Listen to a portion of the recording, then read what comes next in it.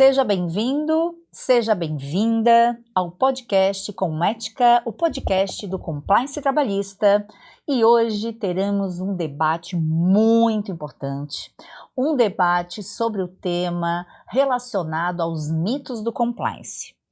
Como percussora do compliance trabalhista e também autora da obra Compliance Trabalhista e os Desvios de Conduta, eu fico, digamos assim, sempre muito motivada para trazer conteúdo para você empresário, você empresária e principalmente a todo o universo corporativo de pessoas, de núcleos, de lideranças, para que possa entender cada vez mais o universo do compliance. E agora eu tenho que parabenizar e também divulgar a empresa que desde o momento ela aderiu ao projeto do Programa do Compliance Trabalhista dentro da plataforma do podcast, justamente porque ela acredita que estar em conformidade legal, assim como criar e estruturar uma cultura de conformidade com maior engajamento corporativo, é o sucesso de qualquer empresa. Tenho então que agradecer ao grupo Top Car Hand Rover, luxo moderno sobre 4 rodas, a paz no trânsito começa por você. E o tema de hoje, que está para adentrar, é os mitos do compliance. Isso é muito interessante, porque quem já está me acompanhando, e você que é meu convidado de hoje, ou você que já está também acessando os diversos episódios, eu vou passar um resuminho. O compliance trabalhista é uma forma de nós adentrarmos no universo corporativo das empresas e estruturar, através de métodos próprios, políticas de uma nova cultura organizacional. E existem muitas discussões, e quem acompanhou vários episódios, nós já passamos do 10º episódio, já estamos no 12º, nós começamos a perceber, seja eu como idealizadora desse projeto, seja os convidados que aqui estiveram e outros que ainda vão estar aqui no nosso podcast, sempre se falou, mesmo mudando um tema ou outro do episódio do podcast, sobre a cultura. Como é importante a cultura dentro do universo corporativo. Por que é tão importante essa cultura do universo corporativo? Porque ela une as pessoas, porque a cultura, ela cria naturalmente vínculos sobre quais as expectativas que uma empresa tem com relação ao seu próprio negócio e também levar as expectativas para o trabalho que é contratado, seja de um empregado direto, seja de um empregado externo, seja de um trabalho terceirizado, seja até a relação da empresa com fornecedores, com os próprios clientes e com a sociedade em geral. Então, toda empresa que ela possui uma cultura em que há formalização do que é esperado, é muito mais fácil garantir esse sucesso do engajamento dos empregados frente às missões, frente aos valores desse negócio.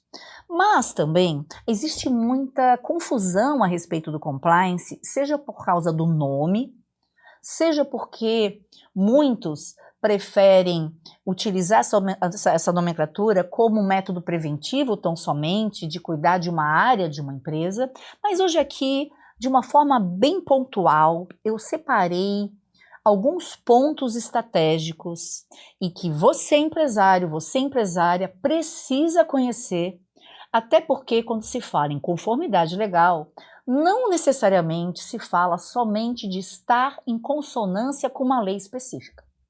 E agora vamos lá, que eu vou começar sobre os mitos do compliance. O primeiro mito do compliance, no universo dos serviços jurídicos, há uma certa confusão sobre o que é compliance e o que é uma consultoria.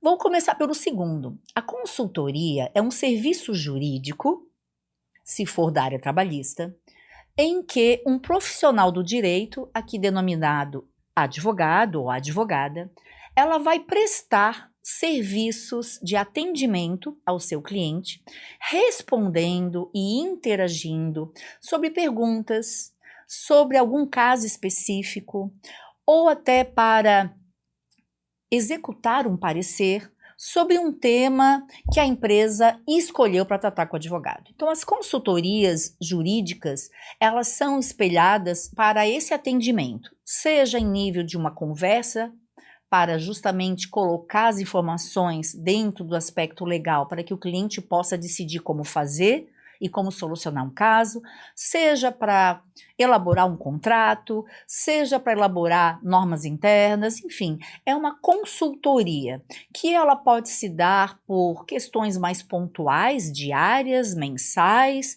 através de consultas, através de e-mails, através das redes sociais ou até através do WhatsApp. Isso é uma consultoria trabalhista, ou seja, a consultoria trabalhista é um serviço jurídico. Agora, o compliance, ele não é igual a uma consultoria.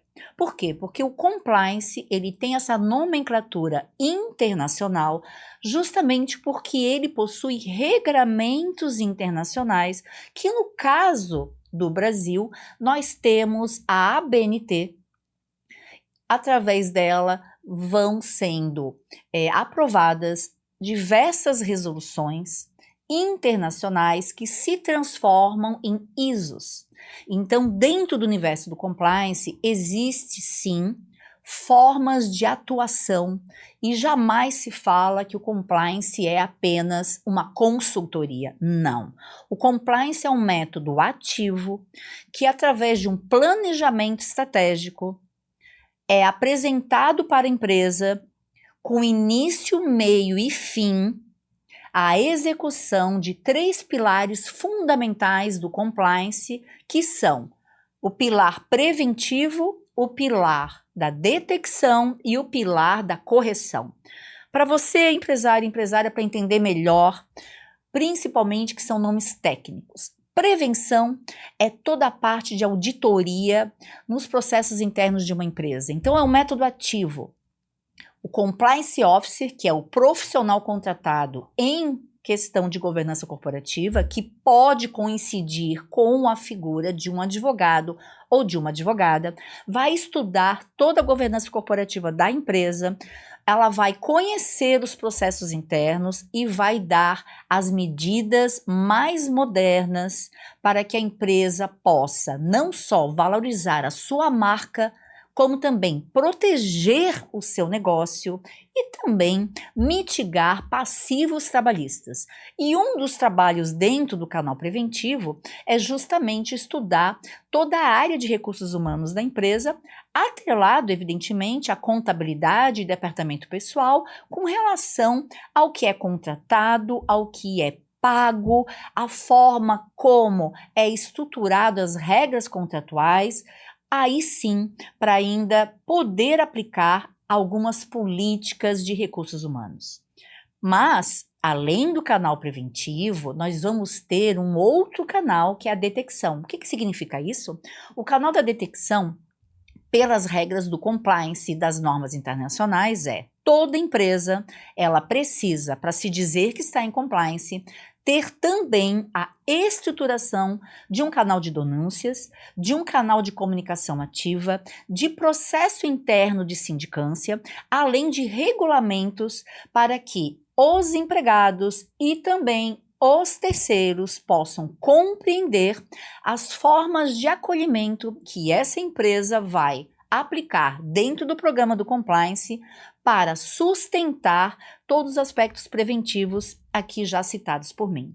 E, por fim, temos o canal ou pilar corretivo. Toda empresa que está em compliance, ela precisa se estruturar em termos de um canal de conduta, através de um código de ética e conduta. Ela vai ter diversas ferramentas do compliance, como matriz de consequências, gestão de consequências, que são praticamente ferramentas para que eu possa ter um histórico do empregado frente a todas as questões de desabor, ou muitas vezes de quebra de confiança, ou às vezes até de falta de um maior engajamento desses empregados nas questões com o próprio contrato de trabalho, para que a gente possa engajá-los melhor. Então, o poder corretivo ou o pilar corretivo, ele tem como um fundamento muito importante, que é atrair o empregado para que ele possa cumprir a cultura que foi aplicada dentro do programa do Compliance, que está fazendo, digamos, parte do dia a dia da empresa. E é claro que, com isso, eu termino o primeiro mito, ou seja, não é verdade que compliance é uma consultoria trabalhista. A consultoria trabalhista é um dos serviços que podem ser oferecidos pelo Compliance Officer para poder, aí sim, dar soluções mais imediatas aos problemas que surgem no dia a dia.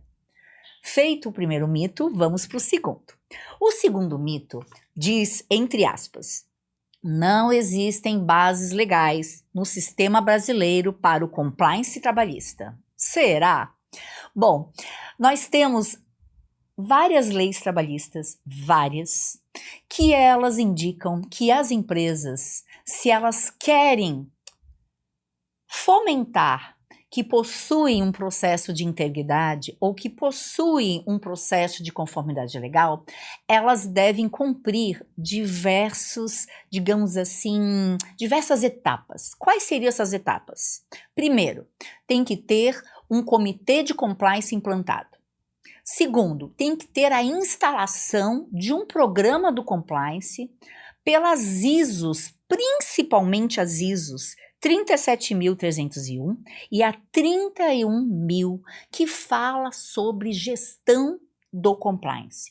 Além disso, nós temos leis brasileiras que elas fomentam uma política de conformidade legal. Aqui eu vou citar a Lei 11.205 de 2022, que fomenta um programa do governo para que as empresas possam estar em conformidade legal, e uma segunda lei muito, muito importante, que é a Lei 11.129 de 2022, que ela praticamente estruturou os programas de compliance nesses patamares, que eu já citei antes e vou complementar. Código de ética, programa de integridade, treinamentos corporativos, além disso, ter um mapeamento de riscos, com gestão de riscos, somado, evidentemente, a várias políticas de compliance nas questões sociais. Aí nós temos uma ISO SA 8000, que ela identifica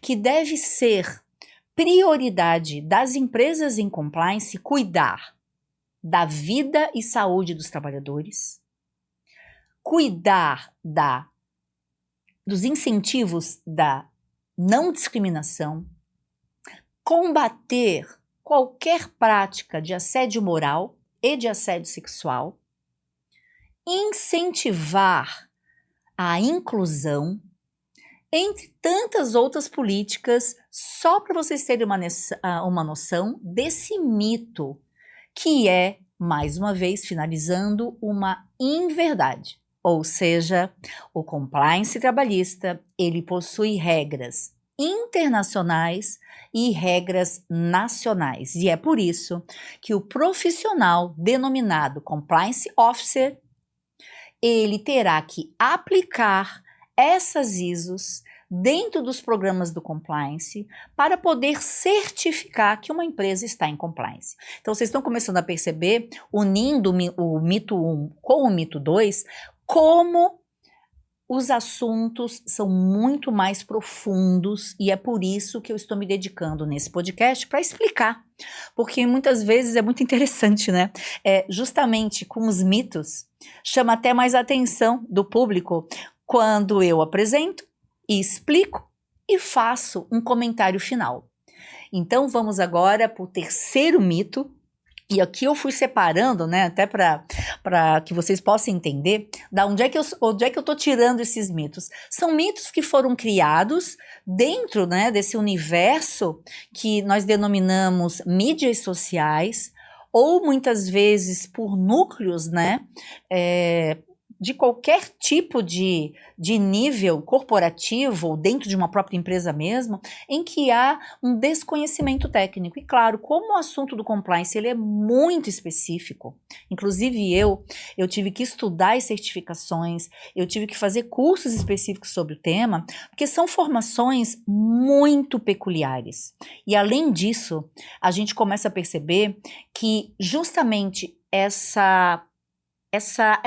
essas crenças, elas acabam afastando a grande importância do compliance, que é justamente favorecer o ambiente empresarial para que ele promova, como eu falei no início do podcast, ele promova mais sustentabilidade dos processos internos. Uma empresa, ela precisa crescer, ela precisa cada vez mais ter os seus profissionais engajados. E para que isso aconteça, ela tem que ter essa cultura, ela tem que ter o programa de compliance, porque ela vai estruturar os processos. E é claro, né, aí fica aqui uma observação minha, quando a gente começa a perceber que uma empresa está toda estruturada e pode levar de 6 a 1 ano, é incrível o resultado prático sobre a sustentabilidade do negócio nesse patamar. Próximo mito, olha só que interessante. Compliance é somente para grandes empresas. Mito, inverdade. E por quê? Porque o programa do compliance, com os pilares da correção, um pilar de canal de denúncias, um pilar de regramentos internos, eles auxiliam qualquer tipo de negócio. O que vai mudar entre uma pequena, média empresa em relação a uma grande empresa é o tempo de duração de um programa de compliance. É claro, isso acontece muito comigo. Quando eu vou fazer uma estruturação de compliance de uma empresa, por exemplo, de 50 empregados, o programa para eu implantá-lo vai de 4 a 7 meses. Já uma empresa que vai passando de 50 empregados, chega a 1 ano. E empresas maiores, até é possível a gente fazer por 1 ano, mas a gente precisa fazer o monitoramento para dar um fechamento melhor se realmente os resultados do compliance já aconteceram mês a mês com os pilares da prevenção, da detecção e da correção. E temos ainda um último pilar que é bem importante, que é o compliance somente é direcionado à alta administração e às lideranças. É mito, é uma inverdade. O compliance trabalhista, sim, ele trabalha com a alta administração. Sim, ele trabalha através do comitê interdisciplinar com as lideranças escolhidas pela alta administração, mas para que a cultura de uma empresa possa prevalecer dentro das missões e valores dessa empresa, todas as ferramentas do compliance, como por exemplo treinamentos, regulamentos internos, código de ética e conduta, o novo contrato de trabalho e as políticas de recursos humanos, elas são direcionadas aos empregados e também aos terceiros, e eles serão todos treinados. Isso se chama compliance trabalhista. Então, eu estou finalizando aqui hoje o podcast em que eu apresentei alguns mitos. Praticamente eu escolhi os principais para que você empresário, você empresária e a todos que estão no universo corporativo possa entender de uma forma bem tranquila, agora sim, o que é o compliance trabalhista. Então eu quero agradecer a sua presença, eu quero agradecer a sua conexão comigo e, por fim, agradecer o nosso patrocinador oficial e exclusivo do podcast Com Ética, o podcast do Compliance Trabalhista, empresa Top Car, Land Rover, luxo moderno sobre 4 rodas, a paz do trânsito começa por você. Muito obrigada pela sua atenção e até o próximo episódio.